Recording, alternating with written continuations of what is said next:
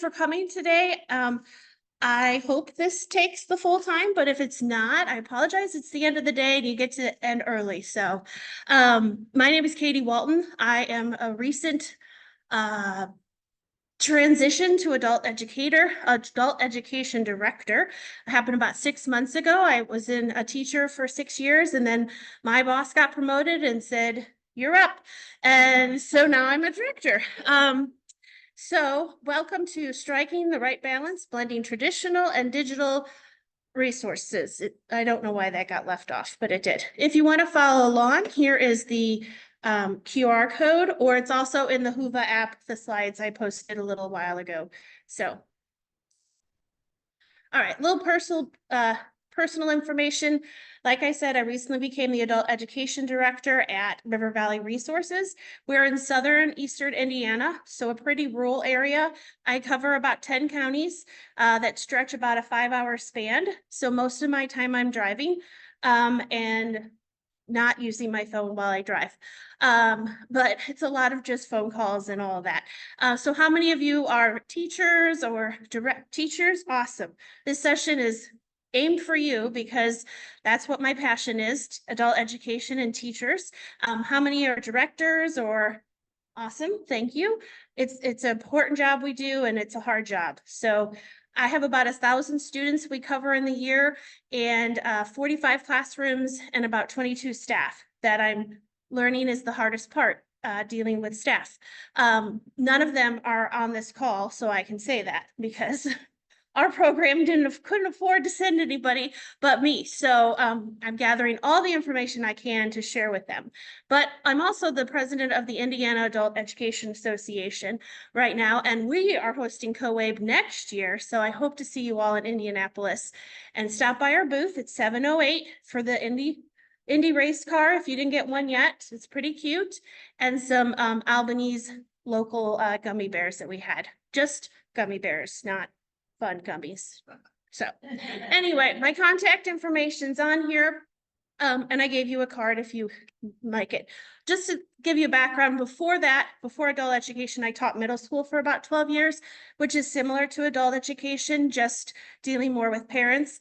And after my daughter was born, I needed a break and I found adult education and I'm not going to leave. So one way or another, I'm going to be in it forever. So I hope you all feel similarly about it because it is a truly unique career we're in. So anyway, we're going to talk about the value of traditional methods, the power of digital learning, finding the right balance, some specific case studies and success stories I've had, and then talking about blended learning, how you can do the both of them together. So a little introduction, the landscape of adult education is always evolving, right? I don't know personally much before COVID, excuse me, but I feel like it was a big switch. I started training with a teacher for about 1.5 years before COVID, and she was all paper and pencil. And then COVID happened, and I had to try to teach this almost 70-year-old teacher who had been teaching her whole life how to use technology, and it did not go well. So trying to get her to incorporate things like essential ed or even teaching students how to email was a struggle. So adult education is changing and evolving, and we kind of gotta go with the flow, but keep in mind that that's one of my teachers that doesn't respect the fact that I'm not in the office. So, my apologies. So we have to kind of go with the flow and adjust to those changes as they're coming. But keep in mind that traditional methods have a great value as well. There are some people that just need that paper and pencil worksheet, and that's okay. And I have found that it's mostly some of our older students, but I think a lot of younger students had to go to virtual learning during COVID and they found that it just didn't work for them. So they want that paper and pencil material well. So we got to find the balance that works for everybody. And it really, in my opinion, comes down to knowing your students, right? What works best for them. We have pretty small class sizes, so I can really get to know my students and know, okay, Johnny needs paper and pencil and Susie wants online. So really finding the balance and making those connections. Like I said, the value of traditional methods. It encourages retention through handwriting. There is some science behind students physically writing out things to help them retain, reduces screen fatigue, and provides a familiar learning method for many adults. So I would say students over 25 like the tactile paper pencil. And especially a lot of our programs that are in correctional facilities, we just have to provide that. And you have to find the right materials for them. But in some cases, students want that fast pace, like high functioning web game that's going to teach them what they need to know in their face. And that's okay too, but you got to find the right balance. I'm going to say that a bazillion times in this session. So someone keep track and you get the whole bag of candy at the end. So, okay. When traditional methods work best, note-taking, writing practice.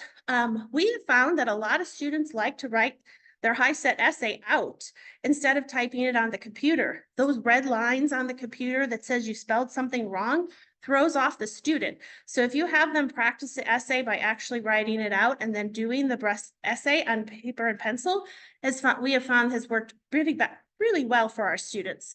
It also allows for hands-on activities, moving around the room if you can, or having a field trip somewhere, group discussions, and then just learning how to take a regular standardized test, right? Sometimes we don't have the access to computers and we got to do the old Scantron where they fill in the bubbles. And especially ELL students, they just don't know how to fill in those bubbles sometimes. So teaching them how to do that the old-fashioned way works really well. So now I'd like for you to share. Does anybody have any of their favorite hands-on methods they like to use? I have a Padlet here, excuse me. If you want to share on that, I'm going to click it and see if it takes me to it. I'll be quite honest. I went to make a new one last night because I was really procrastinating on this presentation and I had run out of my Padlet limit. So I just used the one from last year and we can add to it if we want. So does anybody have traditional resources they like? Yes, sir. Personal, Personal, oh, yes, okay, personal whiteboards. Good. Personal. I'm sorry, sir, what'd you say? Gallery walks, that's coming up. Gallery walks. Anything else? My friend in the back, I feel like you have some good resources. Either one, yes, but you were making eye contact, so yeah.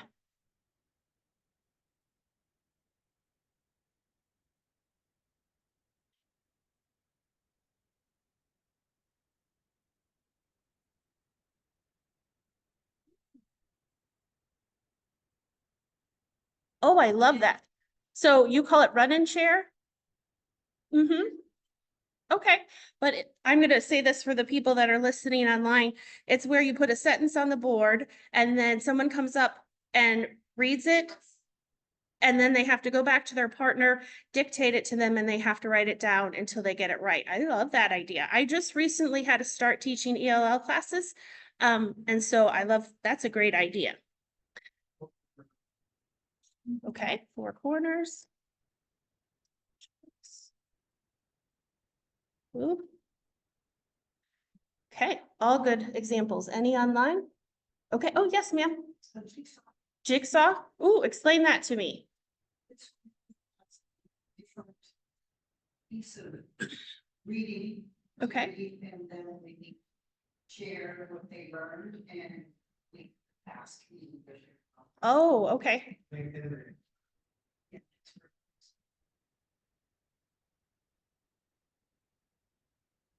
All right, that's great. Awesome. So that's on there now for others to see and we'll add some more later. Okay. So the power of digital learning. I want to move this. I'll be very honest, I am a Google person, so Zoom is not my forte. Is there a way to move this? Ah, there we go. We'll put it up here. Okay. All right. So, and a little little side story here. I decided I was gonna make this in Canva last week, and I was like, I'm gonna try Canva. It's a new presentation method I've never used. And then we got here and I was like, I don't like this. So last night I switched it back to Google because that's what I'm more comfortable with. So I recommend if you're gonna try something new, give yourself more time to practice with it before you get to the event and you're like, oh, this isn't working. So anyway, the power of digital learning. It's great for flexibility and accessibility if you have access. Where we are in rural Indiana, it's not the easiest to get Wi-Fi to our students, but we have used T-Mobile's program that allows them to send, if you're on free or reduced lunch, they'll send you a Wi-Fi to your home so you can access it. So if an adult education student has a child in a program like that, they can utilize it as well. So we've done that to get access to internet in our rural areas. It engages learners through interactive content. I have a ton of resources on digital learning that I'm going to share in a little bit, as I really do enjoy that a lot. And then supports personalized and adaptive learning. So a lot of resources that are online can be manipulated for each individual student or a group. If you have low-level learners and high-level learners, you can change the levels on things to really accommodate each student's needs. Okay, examples of digital tools. So learning management systems. We personally use just Google Classroom in our world because it's free and it's easy to use. But there are other programs that use Blackboard or Canvas. Is that it, ma'am? Canva is the Canvas. Okay. Canvas is the learning management system that I enjoy. I don't know how easy it is to set up, but I have taken classes on that. And there's several others. Does any other program use something different as their learning management system? No? Okay, just curious. There's tons of educational apps. Not all the time do they work for adult education students. Some are pretty juvenile, but you always have a student that loves that Prodigy game, or I would not recommend IXL because that's like the bane of my existence. I don't like that, but if it works for your program and your students, that's great. Here are a few of my favorites, and I'm not plugging them because they're here today, but Burlington English, we use that for our English language learners and our low-level literacy. It's great for us because you can print off the resources to take into the correctional facility, but as well as has that online component. And it's got lessons made for your teachers. It's not a lot of planning. As a teacher that has rushed around a lot, you can pull up a lesson and it takes you step by step through it. It's got videos, it has games, has an interactive part for whiteboards, and then you could all print it off and hand it for them to take home and do homework. So I highly recommend Burlington English. Khan Academy has a lot of resources for adult education now. So I would type in adult education algebra. That's one of my favorite lessons there. And it really is basic, teaching them how to do an algebraic equation. Connectable, we use to collect our registration, but also do like mass text messages if it's a snow day or we don't have power. Like you can just send all your students a message. There's no class today through Connectable, and it gathers all their, like, that's how we do our registrations now. It's so easy. And then Light and Salt Learning. This is a lady, Kate Redmond. Has anybody heard of her? She was here last year. She's out of Arizona, I believe. Somewhere like that. Anyway, she is a former adult education teacher that is quite passionate about math and has created a whole online free resource for teachers. Most of it is free to teach adults math. Easy, great resources. You can download the Google Docs right away, print off the PDFs and use it. I strongly encourage you to check out Light and Salt Learning. I'm surprised she's not here because she's usually at conferences. Whoops. Okay, digital tools. Two of my favorite. Okay, I made Essential Ed one of my favorite, and they are because they decided to sponsor this session, but it's also good. It has a lot of great ways for students to take an assessment and then they create the lessons they need to use based on the assessment they took. And they can take those assessments as many times as you want. But some people just find it very boring. And you guys gotta be upfront with your students, right? Like, if you don't like Essential Ed because Leonard on there drives you nuts, it's okay, we'll find something else. But I've heard Leonard is changing. And if you don't know who Leonard is, he's the video guy that talks to you while you do the lessons.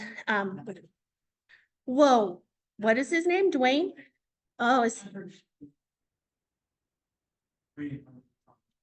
oh, okay. All right. So a new voice to hear, little more animated. Yeah. Oh, okay. I may have to check that out. So, okay, Maria and Dwayne now on Essential Ed. All right. I'm going to listen to them. Now, I know some people are Essentially Ed users in here, and that's great.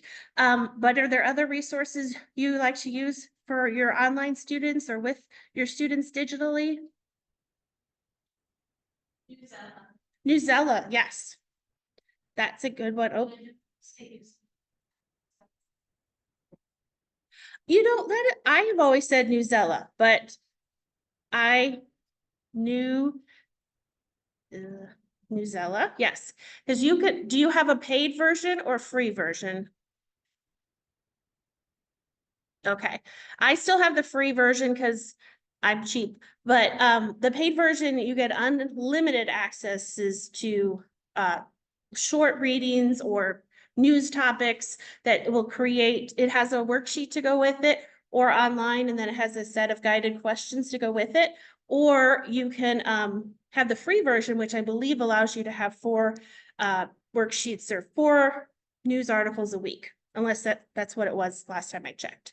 Hello, welcome. I'm sorry, ma'am, what did you say? Yes, Read Theory.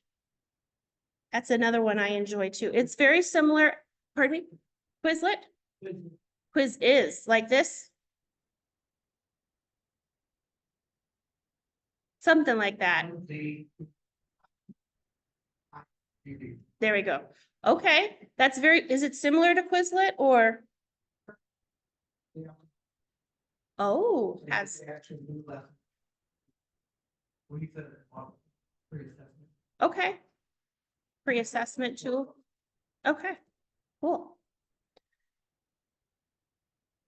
Our biggest thing we found is, brisket. Brisket. If you go to Amazon. Mhm. YouTube, into Google. Okay. You can find YouTube videos, and you get brisket. It'll either make a PowerPoint out of it, or it'll make a guided notes, or it'll make a quiz out of the YouTube video. But you can also do it out of PDFs. Wow, so is it spelled like brisk, It's just brisk. brisk, It- like that? Yeah. Okay, so for those online, this gentleman just shared Brisket, which allows you to take a YouTube video and put it into Brisket, and it will create guided notes for you or PowerPoints from it. That's amazing. Or a quiz. Wow. I'm gonna check that out. That's really cool. Google extension. Okay. And it'll be your lesson. Oh, even better. I love that. Great, thank you. I love learning new things too. What other ones? Anything else that you all use that you want to share? Do you have one, or do we have a comment? Says PHET. PHET, FET. I don't know how to say that, but I call it FET. I'm going to talk about that later, but this is a great science simulator site.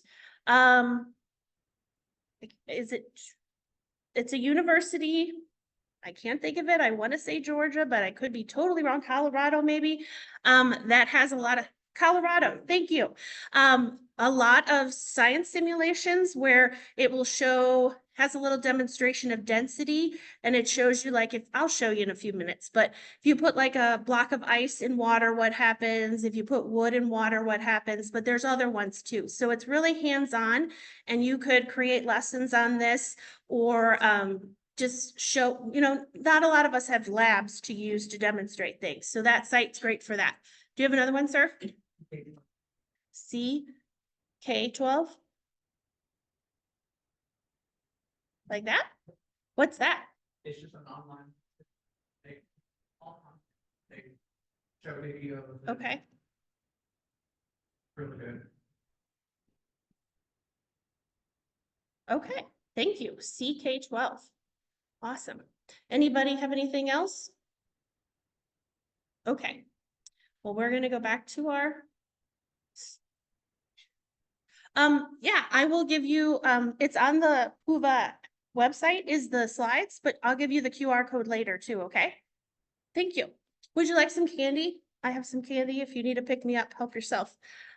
So one that I really like is free rice. It's been around for a really long time and it's really good for just building vocabulary and it's very easy. But now you can like change to different categories. It has geography and biology and different science terms. But it's really good. Just supposedly they donate rice to people in need. Yes, sir. What was that? Wordwall.net. Oh. So wordwall.net, you put the vocabulary in and it creates games for you? Okay. Ooh. Mhm. If you can take the level of it. Oh, okay. So it has different levels and then you adjust. Okay. Free one has several games to play. That's great. This is good. I'm sorry, but I am all about presentations that give me things I can use right away, right? I love hearing about everybody's research they've done and all this, but I want something I could take back tomorrow and be like, let's try this in our classroom. So I really appreciate these inputs. Okay, anybody have anything else? The two gentlemen that just joined us, any digital tools you have that you'd like to share? Not to put you on the spot. You don't have to say anything. It's okay. We'll come back to you, okay? All right. Okay, yeah. Mm-hmm. They were giving out free accounts to teachers, but they started integrating AI into it. Mm-hmm. So possibly be able to change it to a visual element or something. Yeah. And Mhm.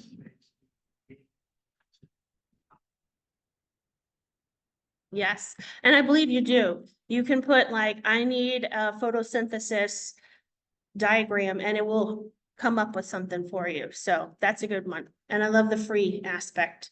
So, With ChatGPT, if we're using a high, like, paid versions of ChatGPT, mhm. have it where you could extension to. Oh. So in chat, I haven't been able to do it myself. So I kind of. yeah, you can, okay. So Chat GDP has an extension now you can add to Canva to use that AI element of it. Okay, great, thank you. Okay, hey, if we do this again in CoAbe 2026, we'll just keep adding to this Padlet, on and on, so. All right, now finding the right balance, right? It's all about making sure everybody's comfortable with the material and the concepts and really blending those together. So I think it's really important to know what goal you want your students to achieve. What do you want them to get out of this lesson? But always keeping in mind that I know a lot of us just teach to the test. Like we have a deadline, we have to get those HSEs in, we need those MSG goals. And so we're not taking a ton of time to teach everything. So I have a couple examples of some lessons that you could do, and you can do it with really any topic, but kind of that blends both the traditional and digital aspect. We kind of talked about this. Oh, before I get to those, let me talk about some success stories I've had and a couple other resources I like. So JMath, if you're not familiar about that, his name is Jay Snyder. He's an Indiana guy that created a bunch of lessons that are kind of older, videos that have worksheets attached to them, all on math. It's all about math, but it's simple. So it really breaks it down. I'm not totally in love with the videos because they're kind of old school, but he's updating them. But the worksheets are good. They're great for printing out, you know, if you need someone to review percentages or word problems, 1 or 2 step equations. He's got the worksheets for you. You can print them. You can share them with your students. You could make them into your own manipulative document if you need to, but I use that a lot of the times just to make a quick refresher for a student that's struggling with a lot of math concepts. I'll just go there and pull off the different topics. My other favorite one I love is Inklewriter. I don't know if that's how you say it, but I'm going to say that's it. And this worked really well for a student I had that had autism, and he was nonverbal, and he had to write the essay. It was not an easy task. It was going to take a long time, and it was during COVID. So I was trying to have virtual instruction with him, where he wasn't going to talk to me because he couldn't. So I found this website called Inklewriter, and it's free. And it creates a writing prompt, or you can create it, and it's a conversation. More like, you could do this on a Google Doc too. This one kind of is cool because it gives you the topic, and we did fairy tales. He was big into that. And so it provided us like once upon a time. And then I responded. And then on his end, he could respond with the next part. And we just kept building the story together. And it was great because he passed an essay, you know, with flying colors once we got to the point where he was comfortable typing and sharing his feelings and thoughts that way. Yes, sir. Yeah. Oh, it's not? Okay. Okay. You can have that all there. Oh, well, maybe I can share this link in the chat later on Hoova, and that will work. I can't do it on here because Hoova's not pulled up, but I will get that. My lovely assistant will make note. That's my brother. He comes for the free hotel room, and I make him be my buddy, so. But it's fun because I'm from Indiana, he's from Chicago, so we get to hang out for a week, so it's cool. All right, but I'll get that link to you. So Read Theory, I believe you mentioned this one, ma'am, right? Read Theory, I do love that one. It's great because you can pick the Lexile levels. It has topics that are interesting to students. I had a student that was really into aviation, and so I just put that into Read Theory or Newsela, however you say it. And it pulled up a bunch of articles specifically for her. And then she wanted, you know, a female pilot. So then I typed in that, and you can really find things that are of interest to your students. And then another one I really enjoy is Prodigy. I don't know if you've heard of it. It's very juvenile, but students love it, especially those video gamers. It is a video game where you create a avatar and you're going through these levels and you're answering math questions. If you don't have the paid account, it starts everybody at a kindergarten level and then it builds them all the way up to 8th grade. Doesn't go much past that, but it's like Pokemon a little bit. They're battling little demons, and if they get the questions right, they advance and collect the characters. You got to catch them all, right? That's Prodigy. And so I found this really worked well with my juvenile detention students because they would allow them to have this on their computers, and they would play this for hours when they had classroom time and I couldn't be in the classroom with them. And then every once in a while I would get on when they were doing it and we could battle each other, which was so cool to them. So it works really well, I'd say, with your teenager age group, but some adults may like it too. And it's got really great graphics. Okay, now to the benefits of blended learning. So these increase flexibility and accessibility. They're personalized learning paths to accommodate different skills levels.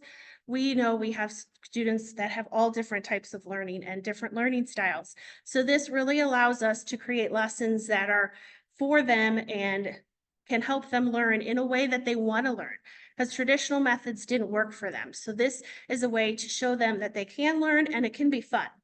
Enhanced engagement through interactive digital tools, opportunities for self-paced learning, which works a lot for our busy adults that have families and full-time jobs and have, 20 minutes at the end of the day to do something, and integration of workforce-related technology skills. I don't think there's anything wrong with teaching someone how to use the internet or how to send an email or how to write a Google Doc. It's just going to all improve their skills when they have to get a real job, or even if they work fast food, eventually they're going to need to know how to do these things. So, okay, lots of different face-to-face online mixture ways to do things. But like I said before, I know we don't have a lot of time with our students. So here are some models or methods. The HyFlex classroom, I'm going to give you example of the flip classroom, a la carte model, flex model, and rotation model, which you Serge already said the rotation model when you said the gallery walk. So you're on top of it. So here's an example of a rotation method you could do. So you could have a teacher-led instruction where you're going over 1 or 2 step equations at one station, and another stationee, apparently, I'm giving it an extra emphasis there, could collaborate group work to solve word problems, which we know is a big part of the test, and then an interactive simulation or a Khan Academy lesson on algebraic concepts, and then they rotate. So each person is doing a different section, and then you rotate after so many minutes. That's one way to do a blended learning lesson. Another one is the a la carte method, where you have different options for students and they get to pick what they do, or you could create a Google Doc with all this in, and then someone could do this at home, like as their digital learning or distance ed, and then they do the in-person discussion when they come back to see you in class. So PBS has an excellent site on the civil rights movement, tons of videos on there, articles to read that you could share a list of them. They get to pick what they want, and then you have an in-person discussion on it, and then you would create an online quiz later to check for understanding. The flip classroom is where the students are becoming the teachers, right? Learners watch a video lesson, complete a quiz. They do some type of application where they're creating a budget or online shopping. If you're doing something with fractions, you could even set up a store, something like that. I know with our ELL students, we've done a grocery store activity where they had to do percentages and discounts and come up with their shopping list. We gave them, $20. You need to make a meal for your family. Here's all the items. Here's the discounts. What can you do? And then online practice with JMath Math or make a Google form.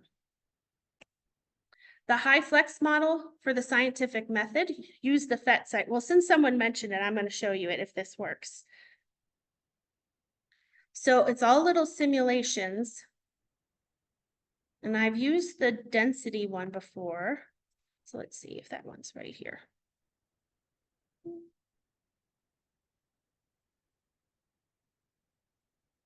Well, we'll just click this one. It says new, so let's check it out.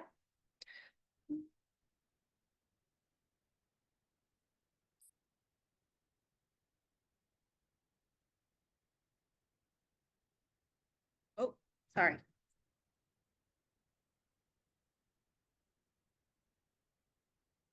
Oh, not enabled. Click or not available. Well, I guess you have to have a specific. Well, I'm not a very sciencey person. That's that guy. So you'd have to play around with this to understand what this is showing you, and I don't. So, but anyway, this site has a lot of things. It has a great anatomy lesson, and I like the density one because it allows you to plunk the different things in water and shows you what sinks and floats. So. Other things you could do is have an online synchronous learners participate through a virtual lab simulation like this one. They watch a recording, complete an analysis worksheet, and then you have a huge discussion at the end based on an experiment you did or an experiment you watched on the computer. That's great for virtual learners. You give them the materials, then you come together at the end and talk about it.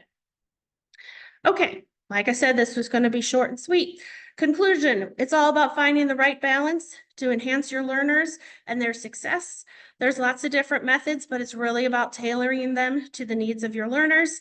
And I would love for a discussion if anybody has anything to add or share. Else, you did a great job participating. Thank you. I appreciate it. What's next? I think, oh, here's my presentation from last year. It has lots of my resources because last year I just did digital resources. So it's on the slides if you want to take a look at that. Oh, I'm sorry. I'll go back. You-